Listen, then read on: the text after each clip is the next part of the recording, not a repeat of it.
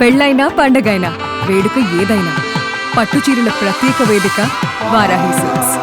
మాజీ మావోయిస్టులపై TPCC chief Mahesh Goud comments చేశారు. లొంగిపోయిన మావోయిస్టులు కాంగ్రెస్ పార్టీలోకి వస్తానంటే ఆహ్వానం పలుకుతామంటూ మహేష్ గౌడ్ కీలక వ్యాఖ్యలు చేశారు. నమ్ముకున్న సిద్ధాంతం కోసం మావోయిస్టులు దశాబ్దాలుగా పనిచేశారంటూ మాట్లాడారు. ఆపరేషన్ కగార్ను కాంగ్రెస్ పార్టీ వ్యతిరేకించిందంటూ చెప్పారు. ఇక వాళ్ళ సిద్ధాంతంతో మాకు భిన్నాభిప్రాయాలు ఉన్నాయంటూ మహేష్ గౌడ్ ప్రస్తావించారు.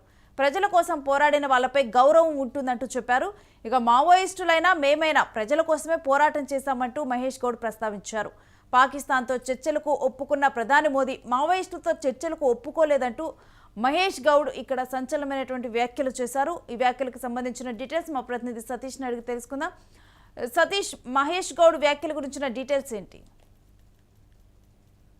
చిట్చాట్లో భాగంగా కొన్ని కీలక అంశాలపైన చిట్చాట్లో భాగంగా ఆయన కొన్ని మాజీ మావోయిస్టుల పైన మొత్తం కూడా కొంత రాజకీయ పార్టీలోకి ఆహ్వానించడం దానిపైన గతంలో కూడా కొన్ని విమర్శలు వచ్చినాయి. దానికి సంబంధించి కొన్ని అంటే ఎట్లా కాంగ్రెస్ పార్టీలోకి తీసుకుంటారు, లేదంటే వాళ్ళు ఎటువైపు వెళ్ళనున్నారు ఏంటి అనేది కూడా చర్చనీయాంశంగా మారింది. దాంతోపాటుగా సెక్రటేరియట్లకు వెళ్ళడం కూడా మొత్తం రాష్ట్ర వ్యాప్తంగా కూడా అంటే మావోయిస్టులంతా కూడా సెక్రటేరియట్కి వెళ్ళడం కూడా చర్చనీయాంశంగా మారింది. సో నిన్న ఆయన ముఖ్యంగా కొన్ని కీలక అంశాలపైన మాట్లాడిన పరిస్థితి ఉంది. ముఖ్యంగా దాంట్లో రాజకీయం సంబంధించి పార్టీ సిద్ధాంతాలు, కాంగ్రెస్ పార్టీ సిద్ధాంతాలు ఒకవేళ మీకు నచ్చితే, కాంగ్రెస్ పార్టీకి సంబంధించినటువంటి అన్ని సిద్ధాంతాలు కనుక మీకు నచ్చితే మీరు పార్టీలకు రావచ్చు అంటూ కూడా ఆయన ప్రశంసించారు. దాంతోపాటుగా వాళ్ళ సిద్ధాంతాలకు మాకు సంబంధించినటువంటి మా పార్టీకి సంబంధించినటువంటి సిద్ధాంతాలకు వేరువేరు ఇది ఉన్నా కానీ మేము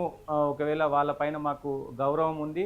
ఎందుకంటే దశాబ్ద కాలాల పాటు కూడా దాదాపు 40-50 సంవత్సరాలు వాళ్ళు ప్రజల కోసం సో ఆ అరణ్యంలో కొట్లాడారు. సో వాళ్ళపైన మాకు ఒక కన్సర్న్ ఉంది అంటూ కూడా ఆయన చెప్పిన పరిస్థితి. దాంతోపాటు ముఖ్యంగా ఆపరేషన్ కగార్ను కూడా ఆపరేషన్ కగార్ మొదలుపెట్టినప్పుడు ఆపరేషన్ కగార్ను మేము ఫస్ట్ నుంచే వ్యతిరేకించాము.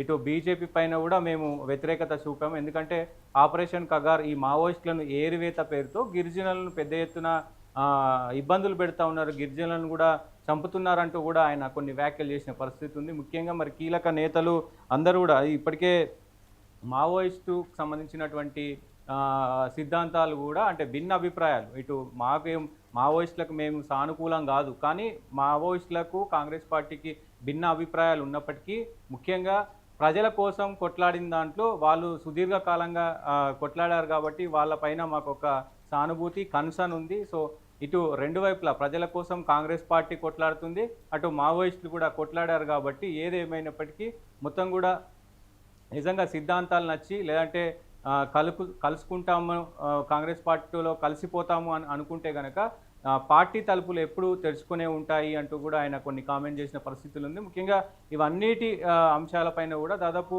ఎందుకంటే కీలక నేతలు అయినటువంటి ఆశన్న కావచ్చు, దేవ్జీ కావచ్చు, రాజిరెడ్డి కావచ్చు, ఇట్లా కీలక నేతలందరూ కూడా ఆశన్న అయితే డైరెక్ట్ మేము కొత్త పార్టీ పెట్టబోతున్నామనే వ్యాఖ్యలు కూడా చేశారు. సో ముఖ్యంగా మొన్న సెక్రటేరియట్కి వెళ్ళిన తర్వాత సో తాజా పరిణామాలన్నీ కూడా ఒక్కసారిగా మారిపోయిన పరిస్థితి ఉంది.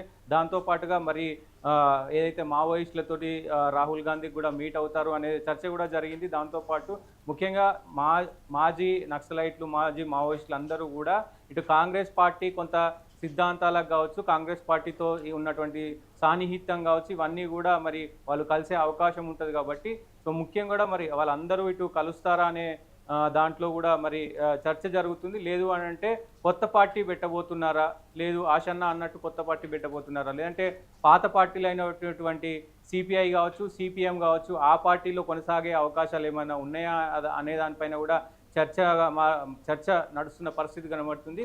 ముఖ్యంగా మేము మావోయిస్టులను మా పార్టీలో చేరుమని మేము చెప్పలేదు. ఒకవేళ చేరుతామంటే మా పార్టీ ఎప్పుడు సిద్ధంగా ఉంటుంది, పార్టీ తలుపులు ఎప్పుడు కూడా తెరిచే ఉంటాయి అని కూడా ఆయన చాలా స్పష్టంగా చెప్పిన పరిస్థితి అయితే ఉంది. ముఖ్యంగా గతంలో అడవుల్లో మొత్తం కూడా అరణ్యంలో ఉన్నటువంటి వాళ్ళు లొంగిపోయిన తర్వాత కూడా సెక్రటేరియట్ దాకా వెళ్ళారు. సో సెక్రటేరియట్ నుంచి అందరూ మావోయిస్టులు అందరూ కూడా కాంగ్రెస్ పార్టీలో చేరి గాంధీ భవన్ చేరుతారా అనే క్వశ్చన్ మార్క్ కూడా ఇక్కడ సంసిగ్ధంగా మారిన పరిస్థితులు కనబడతా ఉన్నాయి. చూడాలి మరి ఎటువైపు మావోయిస్టుల మొగ్గు ఉంటుంది, దాంతో పాటుగా మరి వాళ్ళ సిద్ధాంతాలు ఏంటి, వాళ్ళు ఎలా పోరాడాలనుకుంటున్నారు, రాజ్యాంగబద్ధంగా మరి వాళ్ళు ఎట్లా పోరాడాలనుకుంటున్నారు అనేది చూడాల్సిన అవసరం ఉంటుంది.